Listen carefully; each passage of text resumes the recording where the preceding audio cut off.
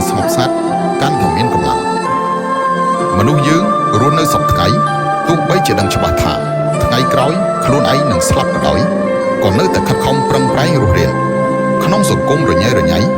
មនុស្សមើលចិត្តមិនធ្លុះបន្ទុកដែលមិនអាចទម្លាក់ចោលបានដំណើរជីវិតឡើងចុះគ្មានទីបញ្ចប់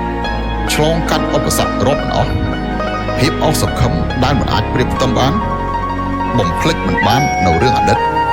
មួយថ្ងៃរវល់មិនចេះចប់ស្មានមិនត្រូវនៅអនាគតទីបំផុតមិនដឹងរលាយបាត់ទៅទីណាតើមនុស្សយើងរស់នៅដើម្បីអ្វីទៅចង់ដឹងពីមូលហេតុដ៏សំខាន់នេះគឺមិនអាចប្រើភ្នែកមើលបាននោះទេ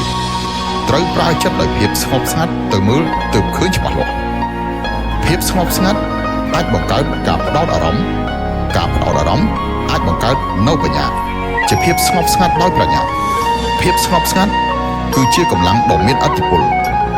នៅក្នុងចិត្តរបស់មនុស្សភាពស្ងប់ស្ងាត់គឺជាការដកខ្លួន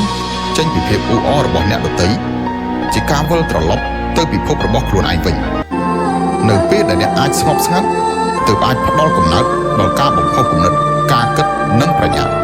ទើបអាចឆ្លុះបញ្ចាំងយ៉ាងស៊ីជម្រៅលើខ្លួនឯងតាមរយៈសមាធិរំលឹកឡើងវិញនៅធម្មជាតិពិតនៃជីវិតរបស់យើងការគ្រប់គ្រងចិត្តជាថ្នូរនឹងការគោរពធម្មជាតិរបស់យើងចេះស្រឡាញ់ថែរក្សាជីវិតនិងការរស់នៅពិតប្រាកដផ្ដោតលើរឿងដែលអ្នកចូលចិត្តមិនអួតអាងមិនរវើរវាយនៅក្នុងពិភពលោកខ្លួនឯងធ្វើជាមនុស្សស្ងប់ស្ងាត់និងសមរម្យធ្វើចិត្តកាន់តែស្ងប់ស្ងាត់និងសាមញ្ញរាប់អានក្រុមមិត្តភក្តិដែលល្អនិងសាមញ្ញជីវិតនឹងរលូនឥតខ្ចោះដោយធម្មជាតិឲ្យតែយើងអាចស្ងប់ចិត្តបានអ្វីគ្រប់យ៉ាងគឺអាចធ្វើទៅបាននៅពេលមនុស្សម្នាក់មានវិញ្ញាណនៅក្នុងខ្លួនមិនថានៅក្នុងកន្លែងសុខឬកន្លែងទុក្ខលំបាកទេ